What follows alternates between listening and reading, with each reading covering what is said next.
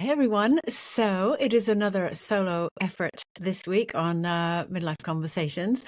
And thank you for your patience for the past couple of weeks while I've been super busy putting together a podcast that I'm working on that I know you're going to love. And I can't wait to tell you more about it. And I will be doing that in probably the next few days or so. But anyway, I didn't want to let any more time go by without at least giving you something, because I know that so many of you have subscribed and joined me to hear some kind of, I don't know, whether it is a bit of advice or hearing from someone who is an expert in their field, or just something that you can take away and think, oh, I didn't know that, which really is the whole kind of reason for this very thing. So what is today's all about? I was ruminating on it. What can I do? What subject can I cover? Because I don't want to repeat myself with the stuff that's coming out really soon, because I want you to get double whammy. I want you to get, loads of bang for your buck. And so I thought, do you know what? I'm actually going to do a video based on how I'm feeling right now, because I think it's going to be helpful, because I'm sure many of you are feeling the same. Rage. It's mainly rage. Technically, I'm calling it How to Stay Calm at Christmas. But I don't know about you. It's the first week of December, and everything is getting on my nerves. Everything. I'm already starting to feel that up against it kind of deadline, because I've got quite a lot on at the moment, and things that I need to get delivered, and in my kind of day job, the thing that I do when I'm not here, which is media training and helping people get their message across and this kind of thing. So I've got a few deadlines that I'm working on, plus a few other bits and bobs. And I've put this pressure on myself that I want to get it all done before Christmas, so that at least I can relax over the Christmas period and not have it kind of hanging over me, and then start January afresh. I don't know, other than, I suppose, going away on a summer holiday, I don't know any other time of year where we put ourselves under so much pressure to sign everything off, get it all done and delivered, at the same time as trying to organize everybody's family Christmas. For women in particular, this seems to be an utterly loop-the-loop time of year. So I thought I would just come on here and have a little chat about it. So I did a bit of research before starting this, because I thought, you don't just want to sit and listen to me whinging on. You want to have some takeaways. And it was fascinating. It was really interesting. When you type into Google, How to Stay Calm at Christmas, I kid you not, out of the roughly 47 billion articles that come out, that is a very rough estimate. I just made that number up. But a lot. Most of the articles that come up, and there are literally millions of them, I'd say 99.9% of them are aimed at women. And basically, they are all about telling us how to cope with the stress of Christmas. Now, what's really interesting about this was when I first started clicking through, thinking, right, I'll take some useful takeaways that I can pass on for you guys. It didn't really register at first, because I was like, oh, okay, yeah, that's a bit useful. And then I was like, there is not a single thing on here. Can you hear my voice raising? The pitch is raising. There was not a single bit of that was aimed at men, that was in any way saying that they need to get involved in any of this. Every single article was about how to stay calm, how to prepare, things to do so that everything won't get on top of you. It was still perpetuating this whole thing that everything has to fall on the shoulders of women. Now, I don't know how I'd noticed this before. I think because we get so used to it, and we're so kind of programmed, so much so that I went back and I looked through the sort of This Girls on Fire archives in terms of what have we done at Christmas time in the past, and putting out guides. I was horrified. We had done pretty much the same thing. It was a guide we did was, again, all about, I suppose it was aimed at parents of slightly younger children. So it was how to sort of keep everyone happy and calm at Christmas time when the smaller kids are around, so you don't kind of go a bit mad. So I suppose that is a bit different. Whereas now I'm thinking of it from a slightly older perspective, where the kids are adults. Our youngest is 17, so it's 17 up to early 20s. So really, if you were birds, you'd be out the nest by now. If you were lions on the Serengeti, you'd be getting your own blooming food. Whereas for some reason, as humans, everyone just kind of sits around and waits for Mama to do everything. Now, one of the reasons that this kind of struck a chord with me was when I looked back through in the Facebook group that's attached to this channel, and I had put a little call out a few weeks ago just saying, what are the sort of dilemmas that you're facing, and just so that I know, we're addressing the right sort of thing. One of you had put in, and I won't name you in case you don't want to be named outside of the private Facebook group, put such a good question, and it was, how do I stop my adult children when they come home for Christmas, or even if they're not away, but just generally adult as in over 18 children, how do I get them to stop behaving like I'm their entertainer, like I was when they were teeny tiny? And clearly they had no choice, because you don't have much say in the matter when you're a teeny tiny child. How do I break this sort of routine that our whole family has got into, where I am the organising the games, organising the food, buying everyone's presents, doing all the things? And I know so many of you will be watching this going, that's pretty much what my life is like.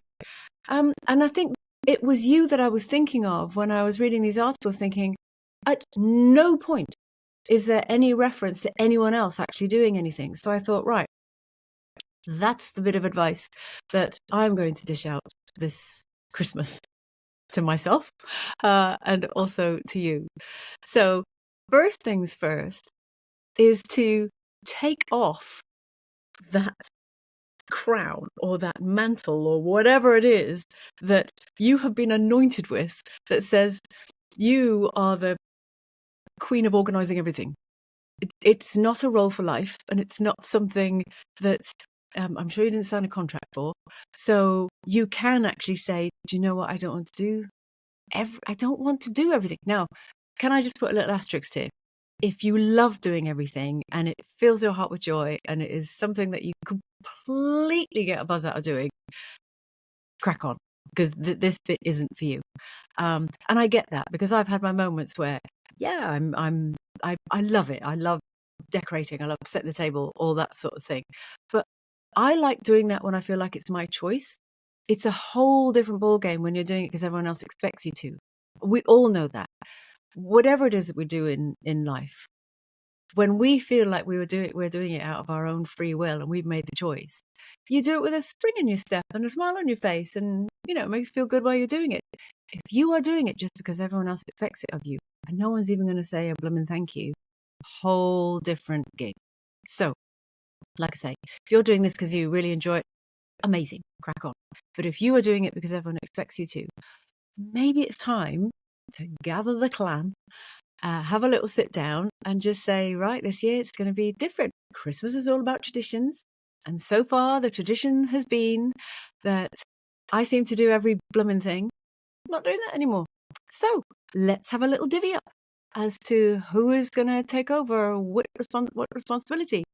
And, once your ears have stopped ringing from the deafening groans that will ensue, ask the question, do you like how things are? Yes. Brilliant. So we're going to carry on with it. It's just I'm not going to do it anymore. So if you want them to carry on as they are, as in all the lovely things and the food and the decorations or whatever your traditions are, if you want them to carry on, you need to chip in, because otherwise it's not going to happen anymore, because it's not fair that it's all on me. Like I say, never saw a single article that had that in it. So there you go. You have my permission.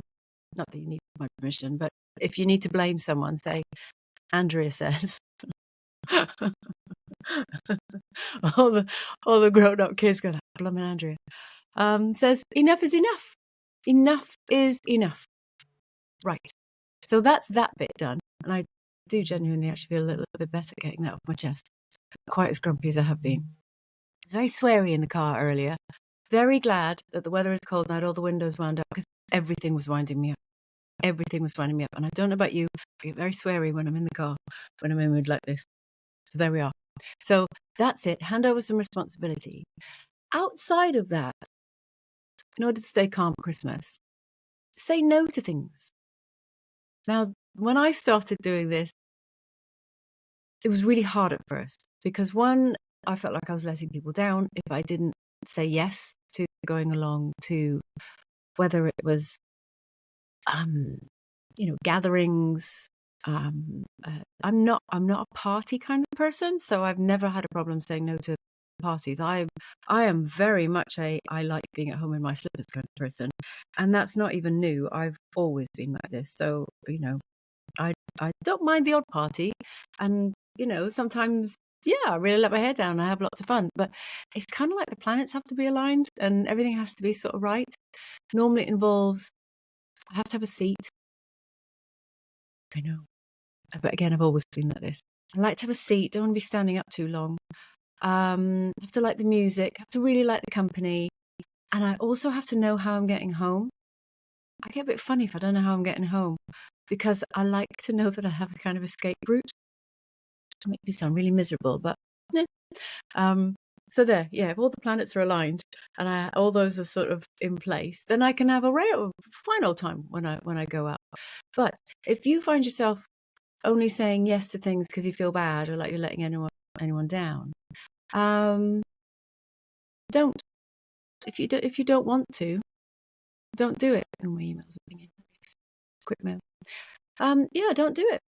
You don't need to. Again, no law. And just what I have done, I turned down a party actually that's for the weekend, and I just said really nicely, I'd actually rather see it was a birthday party for someone who has birthday at Christmas time, so they were having a big sort of thing. I said I'd rather see you on your own, and let's just go out for a nice little meal together, just the two of us. So I can spend time with you, rather than I'm going to turn up and there's going to be 80 people there and I won't even get to say hello and I don't know anybody. So let's do that. Yeah, do that instead. Yes. So don't say no to things that you don't want to do. Now, clearly, again, little asterisk, there will be things that you don't want to do, but you can still have to do. That's how it is. So that is only you can figure out whether it is I'm only doing this because I feel like I should, or actually I really do need to do this. So that's on you to figure out which is which. But even if it cuts your commitments by half, brilliant. There you go. Now you can breathe out a little bit and put your shoulders down. In terms of practical things, and like I say, I did look up loads of articles on this, and there are some practical things if you are having the family round. And yes, in theory, you love the whole thing of it, and it is brilliant. And you do want to do all of these things. There are still some practical steps that you can take that can make it a little bit easier for you. The first one is to lay the table the night before, which is such a good idea anyway, because then it's something less to do. A friend of ours is a chef, and we were chatting to him about he came around to our house recently. Very handy to have a friend who's a chef because he took over the cooking, which I'm all in favour of, and actually ended up making our Sunday dinner. Great. I'm very happy to hand that over to someone else and just do the washing. But we ended up talking about how, because we had a Sunday roast, and we were saying really Christmas dinner is just a bigger Sunday roast. And he said, yeah, we just sort of put loads of pressure on ourselves. We were like, well, what would you say to anyone who puts loads of pressure on themselves? And he says, well, first thing, lay the table the night before, so then you don't need to think about it. And also then you spot if there's things missing. So maybe even have a look a couple of days before at whether, you've got enough good glasses or whatever, if you want things to match. If you don't care, then that's totally fine. I quite like higgledy-piggledy. But yeah, if you want everything to match, just get everything out and have a little look at it. And if it's all good, maybe set the table the night before. He also said make your pudding the night before, so then you don't need to think about that. And especially if it's something that just needs to set in the fridge, then boom, it's job done. do all the chopping and everything else. If you're ever having all the turkey and trimmings and all that sort of stuff, do all the chopping the night before and leave it in pots of cold water, because that's, again, one less thing to do. Well, yes, if you're having friends around, you know how you end up, most people, I suppose, drink wine or that sort of thing. That's what people are used to drinking. Rather than having it that you are also having to be maitre d' and coat gatherer and chopper and preparing of the food, maybe get whether it's a fancy ice bucket or, you can go to blimmin' B&Q and get a normal bucket and fill it with ice and water and just put the bottles in there and get a table and put the glasses out and let everyone help themselves. Because A, gets them out your way, so they're not coming in and out of where you're trying to prep stuff. And they can crack on. Or make a punch. Everybody loves a punch. You can get some lovely punch bowls with the little ladles and the little cups and things. And then again, that way everyone can just help themselves. And you can have two different versions. You can have a normal sort of mulled wine punch and then maybe a non-alcoholic version if people are not drinking for whatever reason. Not that you need a reason to not drink. Again, that should be a conversation for a whole other day. Why is it you always have to justify why you're not having a drink? Really weird. You don't have to justify why you don't like broccoli or cauliflower, but you have to justify why you're not having a drink when you go out to someone's house. But like I say, that's a conversation for another day. But yeah, do all that sort of prep stuff beforehand, and then it's less to think about. He also said, rather than trying to plate up, because we're so kind of taken over by this idea of everything has to be like MasterChef, and it all has to look like the M&S advert. Don't just put it on plates and put it down the middle of the table and let everyone crack on and, help themselves. You don't have to plate up and have everything looking absolutely immaculate. It should be about the company, not just about, there's a little bit about how it looks because it makes you feel good, but not just to be about that. Maybe allocate as well. Again, going back to this whole idea, if you've got older kids, unless you genuinely want them out the way. So normally they're all either huddled in a corner on their phones, not talking to anybody, just kind of looking up and waiting until there's dinner and it looks like any chores have kind of gone. Or maybe that's just us. I don't think it's just us. Get them involved, it's a bit like rent. So you have to chip in. Or it's just nice and it's just fun. Get them to, whether it's help serving the drinks or tidy up or whatever it is. And maybe do that not on the day, but either the night, well, maybe not the night before, because if they're grown up, they'll have gone out. But a few days before, when you have your sit-down chat, and just say, right, I'm divvying up all the tasks this year. So either hands up who wants to do this, or I'm going to allocate. So, here's a list of things. Choose which one that you want to do, because you're going to have to do one of them. So you may as well choose one that you want to do. And do that. This bit really made me laugh. It really made me laugh. And again, it started a whole internal rant on myself. One of the articles that I read said, maybe get out a board game for everyone to play. Monopoly, anyone? It literally said that. Monopoly, anyone? And I snorted. I did. I laughed out loud in a snorty fashion on my own, because that's the worst idea that I've ever heard. Every single time, without fail, that we have tried to play Monopoly, it's tense. It gets very tense. And then it normally ends with either someone stomping off in a huff.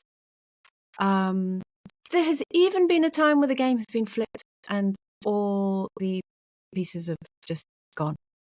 It's not a good game for Christmas. Controversial, I know, but Monopoly is not a good game for Christmas. Tensions are high enough as it is. Don't play Monopoly.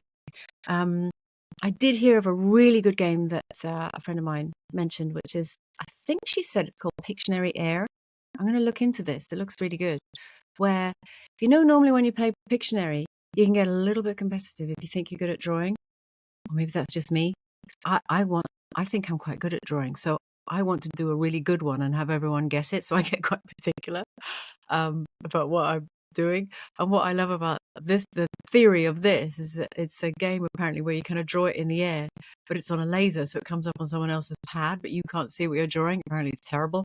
And I like that because it removes this sort of competitive edge, because then the level sets so low and everyone's rubbish. And I think that is always a good idea when it comes to the clan gathering at Christmas. Do you know, I've just remembered one year at Christmas, we had a load of family round, and someone had been given one of these virtual reality headset things, and so they brought it over. That was hilarious. We put on a roller coaster ride and took it in turns to just sit on a chair. I nearly fell off. It was brilliant. Brilliant, but clearly, not everyone's going to have a VR machine, but if you have one, it's lots of fun. Get a roller coaster one, literally, watch aunties like me falling off the chairs. Maybe don't put Nana on it. Because, yeah, it's just daft and loads of fun. And finally, this is a quick one today. This is one thing that I do wholeheartedly agree with. Is find some time for yourself.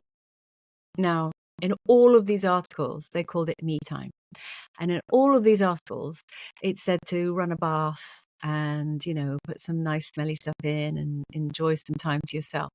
And that's great. That's really, really nice. And I do like having a bath and, putting some nice smellies in and what have you. And sometimes I watch, the telly in there on my phone or whatever. Maybe it's just my house. Someone always knocks on the door. Somebody always wants something when I'm in the bath, and my teeth start to grind because I think, can I not have 15 minutes or something? So yes, having a bath is really good, but you either have to wait till everyone's gone to bed, which if the kids are older, they never go to bed. I don't know when they go to bed. And then you don't feel like it because I normally go to bed before them. So my top tip, and I have done this, so hopefully none of my family will ever see it, is make up an errand. It can be anything. Get in the car, if you have a car. If you don't, get on a bus or just go for a walk. But I've done this before. Oh, we've run out of whatever. Get in the car, drive somewhere, park up, scroll on my phone. Literally do nothing. Scroll on my phone. I remember years ago, bought a cheeky packet of cigarettes and I only had a couple actually, because then I realised I don't actually like smoking, but I just was so angry I wanted to do something like that. Yeah, I sat in the car, had a fag, scrolled on my phone, stubbed it out, realised I don't actually like it. But that's what I would advise. Maybe clearly not the smoking because it's not good for you. But yeah, just get out of the house and go and just do nothing. Just do nothing.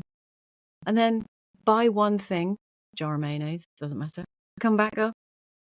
Trust me, no one will have noticed. No one will have noticed that you have popped out and come back with one jar of mayonnaise or whatever it is. But your shoulders will be down here. So yeah, of course you can meditate and do yoga and listen to calming music and put on nice smells, smelly candles and all that. And I genuinely do love all of those things. In the heat of battle, and sometimes Christmas time can feel like the heat of battle, that doesn't cut it as much as getting out the house on a pretend errand and driving, sitting in your car. So there we are. There is my take on staying calm for Christmas. I could pretend that it's tongue-in-cheek, but it's not.